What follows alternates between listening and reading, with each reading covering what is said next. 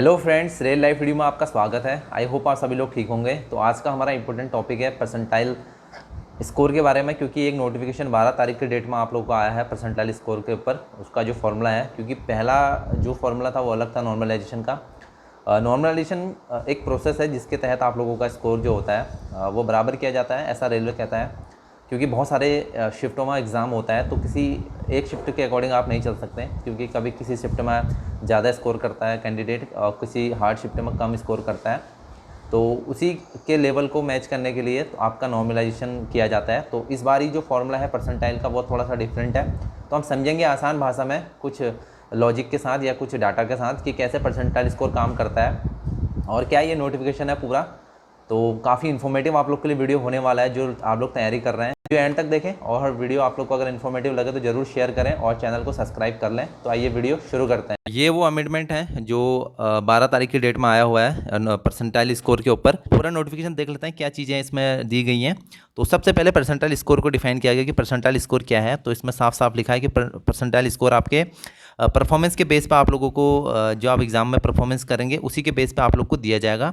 और ये 0 से 100 के बीच में वेरी करेगा, यानी मैक्सिमम 100 और मिनिमम 0। ठीक है, तो परसेंटाइल स्कोर इस बेस पे होगा और हर शिफ्ट का अलग अलग होगा। आप जिस शिफ्ट में बैठेंगे उस शिफ्ट के हिसाब से।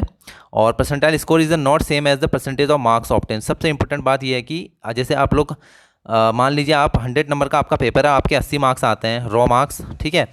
और आपका अगर परसेंटाइल निकाला जाए तो मार्क्स का तो 80% आपके मार्क्स आ रहे हैं, ठीक है। आपका जो मार्क्स जो परसेंटेज है वो है 80%। लेकिन ज़रूरी नहीं है कि आपके परसेंटाइल स्कोर भी इतना ही हो।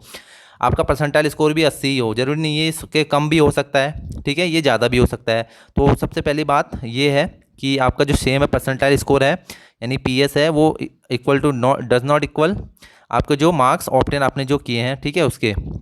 और दूसरी चीज़ इसमें साफ साफ दी गई है, the percentile score indicate the percentage of candidate that have score. Percentile score जो इंडिकेट है वो आपसे या आपसे नीचे कितने लोग आपके मार्क्स ऑब्टेन किए। मान लीजिए आपके 80 मार्क्स आते हैं आपकी शिफ्ट में, और उससे नीचे कितने लोग हैं, ठीक है, आपसे नीचे कितने लोग जो मार्क्स 80 से कम मार्क्स ऑब्टेन किया है उससे बराबर। जैसे कि इसमें साफ साफ लिखा हुआ है इक्वल या इक्वल टू, ठीक है, इक्वल टू और इससे नीचे आपके कितने मार्क्स आए हैं उस बेस पे आपके परसेंटाइल निकाली जाएगी।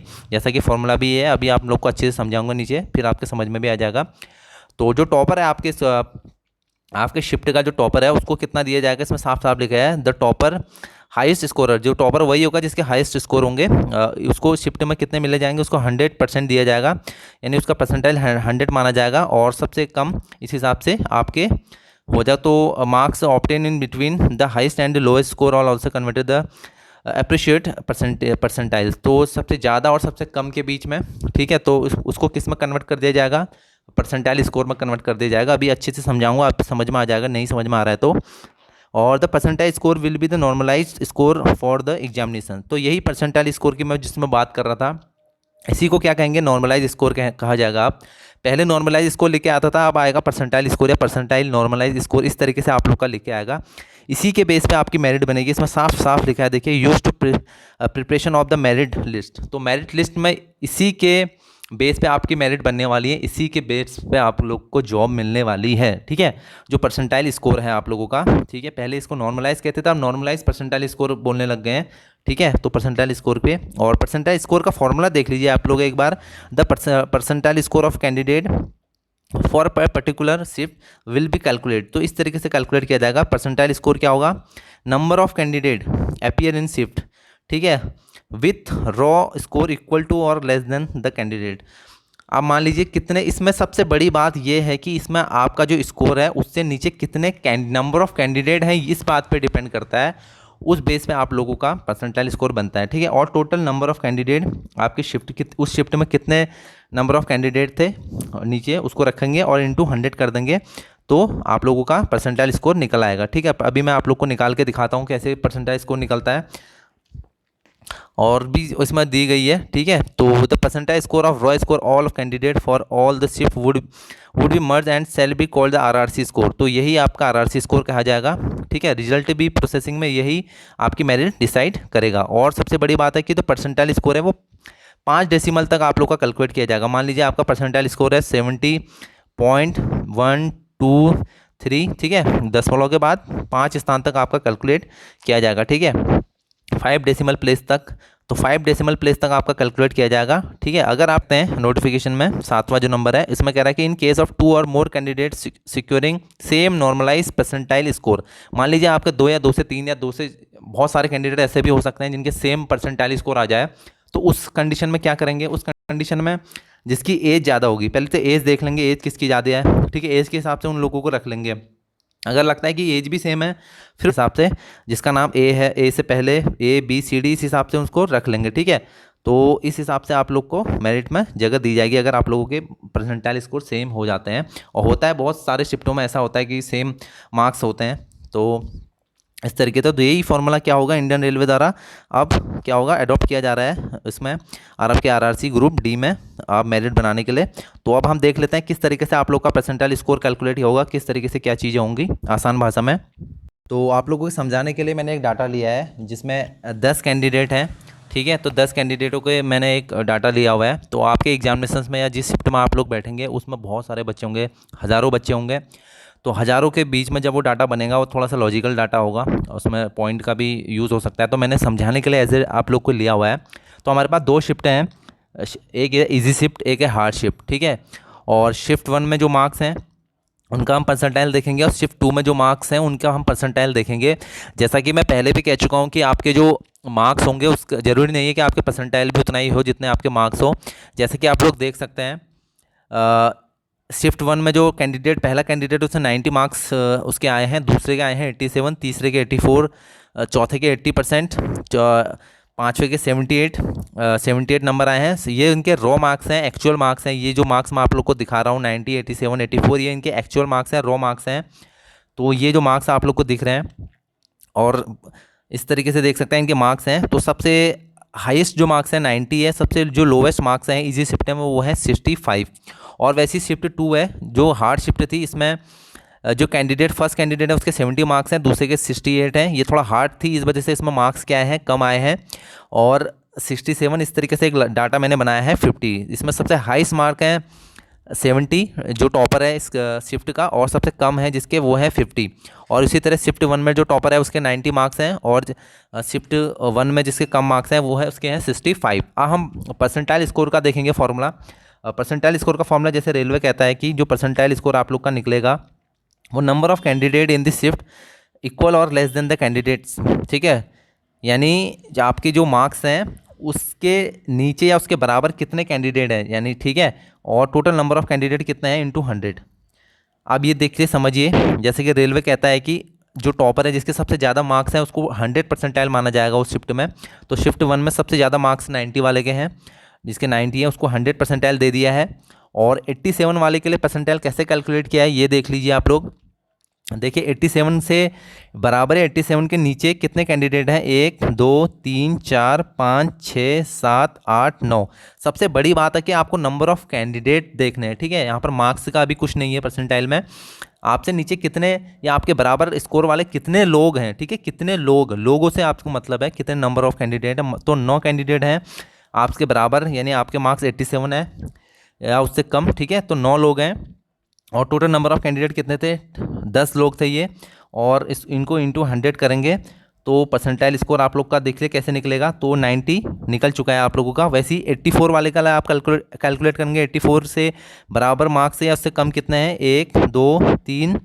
अगर फिर से समझा देता हूँ, 1 2 3 4 5 6 7 8। तो 8 लोग हैं जिससे मार्क्स 84 या 84 से कम है, 8 कैंडिडेट हैं उस शिफ्ट में।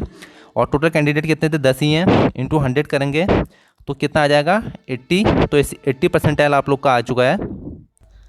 और ज़रूरी नहीं है कि आपके जितने मार्क्स आए होंगे उतना ही आप लोग का परसेंटाइल आप लोग का होगा। जैसे यहाँ पे इसके 84 मार्क्स आए हैं, इसका परसेंटाइल 80 है। और इसके 78 मार्क्स आए हैं, इसके परसेंटाइल 60 है। ज़रूरी नहीं है आपके जितने मार्क्स है, जैसे कि पहला भी उसमें लिखा हुआ है नोटिफिकेशन में, कोई ज़रूरी नहीं है। तो इसी प्रकार हम शिफ्ट 2 का देखते हैं जिसमें हार्ड शिफ्ट थी। इसमें सबसे टॉपर जो है वो 70 है। तो टॉपर को हमने 100 परसेंटाइल दे दिया है, जो टॉपर होगा उसको 100 परसेंटाइल दिया जाएगा जिसके सबसे ज़्यादा मार्क्स होंगे। अब 68 वाले के लिए हम कैसे निकालेंगे, तो 68 से जिसके मार्क्स कम है या 68 के बराबर है, कितने ऐसे कैंडिडेट हैं, एक पहला कैंडिडेट, दूसरा, तीसरा, चौथा, पाँचवा, छठा, सातवां, आठवां, नौवां। तो 9 कैंडिडेट ऐसे हैं। ठीक है, या उससे कम 68 से जिसके कम मार्क्स हैं 68 के बराबर हैं। टोटल 10 लोग हैं तो इंटू 100 करेंगे तो कितना आ जाएगा, 90 आ जाएगा। तो ये वेरी कर सकता है, ये जो आप लोग का 100 से 0 तक वेरी कर सकता है ये परसेंटाइल। मैंने तो 10 तक का डाटा आप लोग को समझाने के लिए, मैं एक समझाने के लिए आप लोग के लिए डाटा लेके आ रखा हूँ। बाकी आप लोग जब लॉजिकल डाटा देखेंगे, जब एग्ज़ाम हो जाएगा, बहुत सारे कैंडिडेटों का इस तरीके से डाटा निकल के आएगा, तो उसका जो डाटा आएगा वो पॉइंट में भी आएगा, ठीक है। आपके जो परसेंटाइल मार्क्स आएंगे पॉइंट में आएंगे। जैसे आप लोग का मान लीजिए 70.1 2 3 4 आप लोग का 5 स्थान तक आप लोग का आ सकता है, जैसा कि पहले भी कह रखा है। तो इस तरीके का आपका डाटा देखने को मिलेगा। तो ये समझाने के लिए है, नाम मात्र आप लोग को समझाने के लिए था, ठीक है।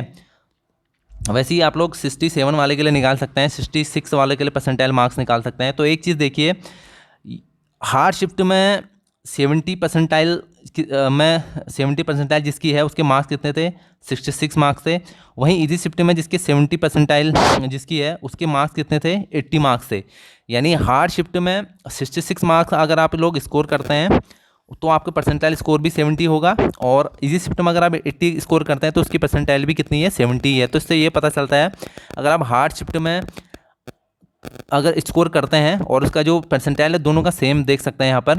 वैसे 60 देखिए, यहाँ 60 हार्ड शिफ्ट में 60 परसेंटाइल में कितने मार्क्स थे आपके, 65 थे। यानी अगर आप लोगों ने 65 यहाँ स्कोर करे थे तो आपके 60 परसेंटाइल थी, और यहाँ 60 थी 78 पे, ठीक है। और वैसे ही आप 90 पे देख लीजिए, यहाँ 90 परसेंटाइल 87 वाले की 90 परसेंटाइल है, यहाँ 68 वाले की 90 परसेंटाइल है, ठीक है। तो ज़रूरी नहीं है आप लोग, अगर आप लोग के अच्छे, अगर आप लोग जिस शिफ्ट में, तो शिफ्ट के हिसाब से आप लोग का एग्ज़ाम होना है, ठीक है। जिस शिफ्ट में आपका पेपर सेटिंग हो गई, यानी कोई मान लीजिए हार्ड शिफ्ट में होगा, इजी शिफ्ट में होगा, जरूरी नहीं है कि आप इजी शिफ्ट में अगर ज़्यादा स्कोर करते हैं, बहुत ज़्यादा स्कोर करते हैं, तो आपका परसेंटाइल उतना ही ज़्यादा होगा। तो मार्क्स आप किसी के कम, किसी का परसेंटाइल हाई परसेंटाइल हो सकता है, जैसे कि नॉर्मलाइजेशन में पहले होता था, किसी के ज़्यादा बढ़ते थे, किसी के कम बढ़ते थे। तो वही सेम चीज़ यहाँ भी होने वाली है, ठीक है। आप 90 परसेंटाइल में अगर आप इजी शिफ्ट में 90 मार्क्स भी ऑब्टेन करते हैं तो भी आप लोग को उतना ही देखने को मिल रहा है। वैसे ही हार्ड शिफ्ट में भी आप लोग कर रहे हैं तो भी आपको वही चीज़ देखने को मिल रहा है। तो ये फॉर्मूला पहले वाले फॉर्मूले से काफ़ी ज़्यादा आसान लग रहा है, ठीक है। इसमें समझने में काफ़ी आसानी हो रही है पहले वाले फॉर्मूले से।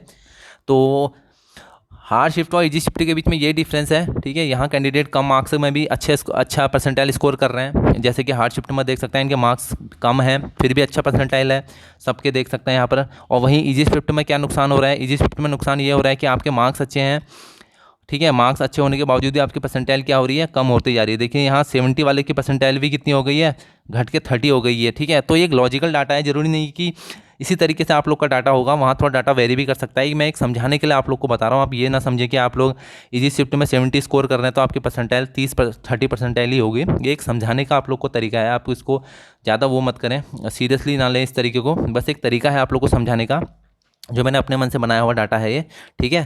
तो ये एक फॉर्मूला समझाने का तरीका था। बाकी आप लोग देख लीजिए यहाँ किस तरीके से वेरी हो रहा है, चीज़ें किस तरीके से हो रही हैं। ऐसा भी हो सकता है कि एक मॉडरेट शिफ्ट भी हो सकती है, मैंने 2 शिफ्टों का लिया हुआ है समझाने के लिए, इजी और हार्ड शिफ्ट। एक शिफ्ट और हो सकती है मॉडरेट, जिसमें स्कोर बीच के हों बच्चों के स्कोर, ठीक है ना ज़्यादा टफ शिफ्ट हो, ना ज़्यादा इजी शिफ्ट हो, बीच की शिफ्ट हो, उसमें क्या स्कोर वेरी करेगा। तो आप परसेंटाइल स्कोर की तरह आप लोग की जो मेरिट बनेगी इसके बेस पे बनेगी, ठीक है, इसके बेस पे नहीं बनेगी। अब वो परसेंटाइल के बेस पे बनने वाली है आप लोग की मेरिट और परसेंटाइल स्कोर पे। तो ये पूरा फॉर्मूला था, इस तरीके से देख सकते हैं रेलवे ने आप इसी को अडॉप्ट किया हुआ है इस वाले एग्ज़ाम के लिए, परसेंटाइल स्कोर को। तो आई होप आप लोग को समझ में आ चुका होगा हल्का हल्का जिस तरीके से मैंने आप लोग को समझाया है। तो कोई भी क्यूरीज कमेंट आप लोग के होंगे, बस आप लोग को अभी इस बारे में नहीं सोचना है रेलवे किस तरीके से आपका परसेंटाइल स्कोर कैलकुलेट करेगा। उसका फॉर्मूला ये है, कितने सारे लोग उस शिफ्ट में करेंगे, टॉपर्स के क्या मार्क्स होंगे, सबसे लोवेस्ट के क्या मार्क्स होंगे, वो आप लोग को नहीं सोचना है। आप लोग को अपना बेस्ट ऑफ बेस्ट दे के आना है, चाहे वो ईजी शिफ्ट हो चाहे वो हार्ड शिफ्ट हो, बेस्ट दे के जाना है। तो आई होप आप लोग को समझ में आ गया होगा। तो मिलते हैं आप लोगों से नेक्स्ट ऐसी इंपॉर्टेंट वीडियो पर।